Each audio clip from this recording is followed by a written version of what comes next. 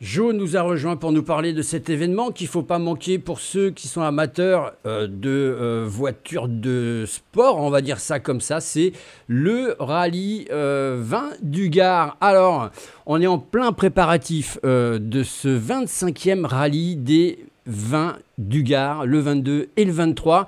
Comment se passent déjà les installations, les présélections, s'il y a? Ben là, disons que là, toutes les présélections sont faites. On a reçu les engagements des pilotes. En fait, on est Coupe de France, donc il y a pas mal de pilotes qui viennent chercher des points pour la Coupe de France, bien sûr, pour être champion dans chaque catégorie. Donc les pilotes sont déjà engagés. Toutes les vérifications de papier, de licence et tout ça sont faites. Là, on en est au stade de préparer ce qu'on appelle les épreuves spéciales, les portions de route fermées sur lesquelles ils sont chronométrés. Et demain, samedi, on les reçoit et ils vont rouler à partir de samedi après-midi et dimanche matin. Alors, à chaque fois, c'est quand même une aventure de dingue. Moi, j'ai fait les rallyes des Cévennes. J'ai eu la chance de pouvoir poser mes caméras. C'est quelque chose d'énormissime et j'ai appris qu'on demandait encore plus de sécurité pour organiser de telles courses. Ah oui, c'est de plus en plus. Émergit fort, hein. C'est, c'est de plus en plus compliqué. On a de plus en plus de normes, hein, et c'est très compliqué. On a beaucoup de travail en amont. On a pratiquement 4 mois de travail en amont avec toutes les autorisations préfectorales, et départements et tout. C'est très compliqué. Fermer des routes, Eh oui. c'est Et hard. C'est hard. combien de concurrents vont être au rendez-vous? Là, on était à 163 concurrents engagés. Mais bon, il faut savoir que, comme dans toutes les courses, dans la semaine qui suit, il y a toujours des forfaits parce que une voiture qui marche pas, qui est en panne, la pièce qui est pas arrivée, il y a toujours un petit peu des petits problèmes. Mais là, je crois qu'on est à 150 là. Bon, 150, 152, 3. Je suis pas dans ces goûts-là. d'accord. Bon, il y a quand même pas mal de voitures. Alors, Ah, il y a énormément de monde, ouais. si les gens ils veulent venir voir ces courses, c'est tout à fait possible. Alors, les routes sont ouvertes au public avant le départ, puisqu'on ferme la route définitivement au moment des départs des voitures de course, hein, pour ne pas que le public se promène sur la route au moment où les voitures vont rouler. Ouais. Il faut savoir qu'il y a des zones publiques qui sont matérialisées pour eux, qui se mettent dans ces zones-là. Ils sont couverts. Nous, on a une assurance, si vous voulez, mais dans le fait qu'ils soient dans les zones publiques, qu'ils se mettent ailleurs, bon, c'est à leur risque et péril, hein. On peut pas, Ouais, c'est ça qui est on peut pas compliqué. savoir. Jo, c'est ça qui est C'est ça, compliqué. c'est ça qui est très compliqué parce que nous, on détermine des zones publiques où on pense qu'ils ne risquent rien. Or, bon, ben, il y a des gens qui sont toujours plus malins que les autres et qui veulent se mettre pour avoir des sensations fortes peut-être, mais bon, c'est quand même risqué, c'est quand même énormément risqué. Ouais, parce que c'est des voitures qui roulent à combien dans les étapes comme ça? Oh, c'est difficile à définir, ça dépend le relief et la configuration de la route, mais bon, c'est des voitures très puissantes qui ont plusieurs centaines de chevaux et voilà, c'est très compliqué. Mais on n'est pas à l'abri d'une rupture mécanique comme une année ou voilà, on n'est pas à l'abri qu'une voiture parte, on ne sait jamais où elle va partir la voiture. S'il y a une rupture mécanique, une roue, un machin, un truc, voilà. Donc il est conseillé, bien sûr, d'avoir des spectateurs, c'est toujours plus sympathique, mais il est conseillé d'aller dans les zones réservées aux spectateurs. Voilà. Ou alors de se sentir vraiment en sécurité, parce qu'il y a des gens qui ont l'habitude de se dire, bon, mais à tel endroit, je risque rien. Effectivement, je vois et je risque rien. Mais Oui, bon, voilà. c'est surtout d'éviter peut-être au bord des virages où ça peut peut-être partir des fois en Ouais, cacahuète. éviter les échappatoires, surtout ce qu'on appelle, nous, les cônes de sécurité. C'est-à-dire, sur l'entrée d'un virage, vous avez un cône de sécurité, là où la voiture va pouvoir partir. Vous voyez, ça fait Ouais. un cône. À partir du moment où la voiture décroche, euh, il y a un cône d'évaluation. On ne sait pas trop où elle va atterrir, mais bon, on peut l'évaluer. D'accord. Alors, si les gens sont intéressés pour voir ces courses, je rappelle que c'est tout ce week-end, hein, c'est Oui, oui. samedi, dimanche, il faut qu'ils aillent où exactement?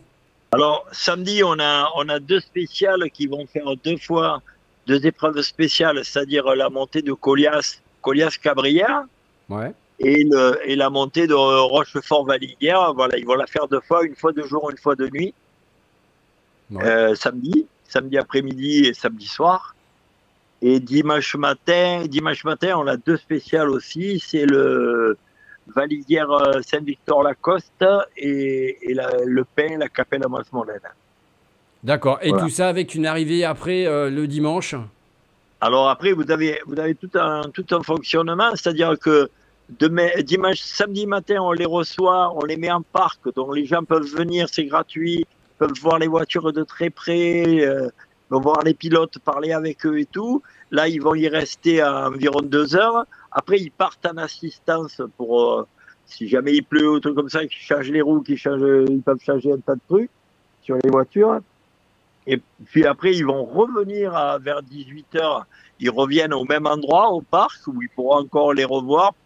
Et puis, ils vont repartir une deuxième fois et rentrer en parc pour la nuit.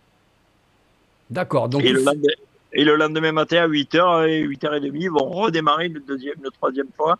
Et ils vont revenir. Et là, à 2 heures de l'après-midi, il va y avoir la remise des prix avec toutes les coupes et tout le monde.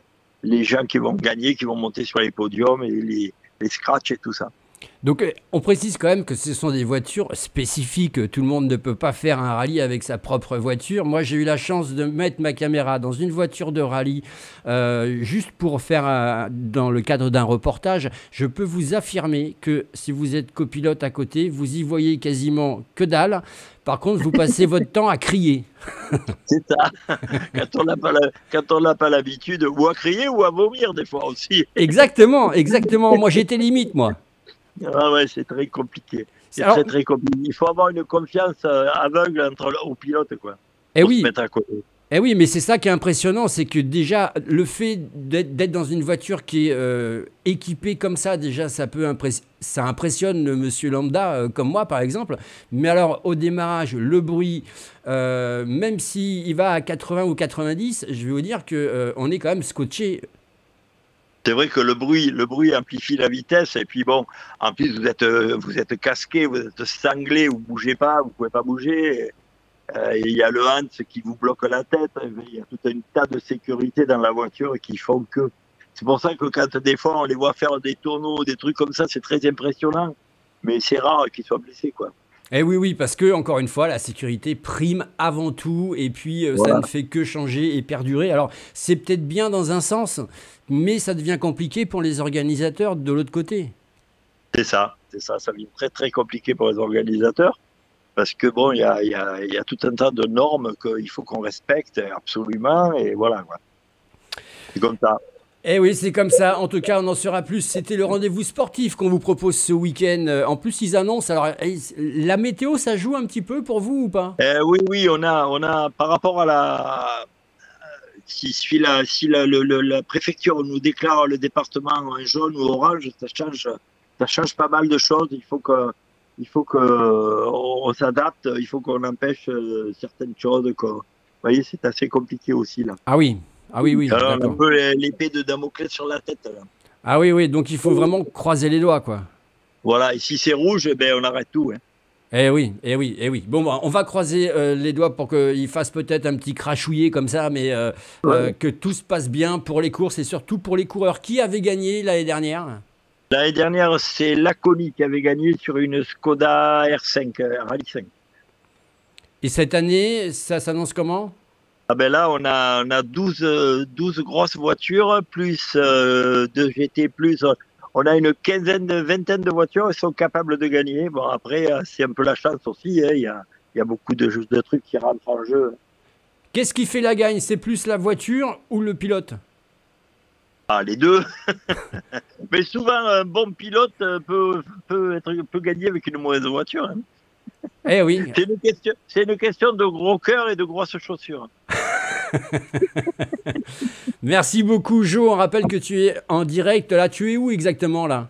Ben là, je suis dans les bureaux de l'association. On vient d'arriver avec tous mes bénévoles, parce qu'il faut savoir qu'on est tous bénévoles. Eh oui. On va charger tout le matériel pour demain. On a 5 camions de matériel à charger. Ah ouais. 5 fourgons de matériel à charger pour aller tout mettre en place demain. Voilà.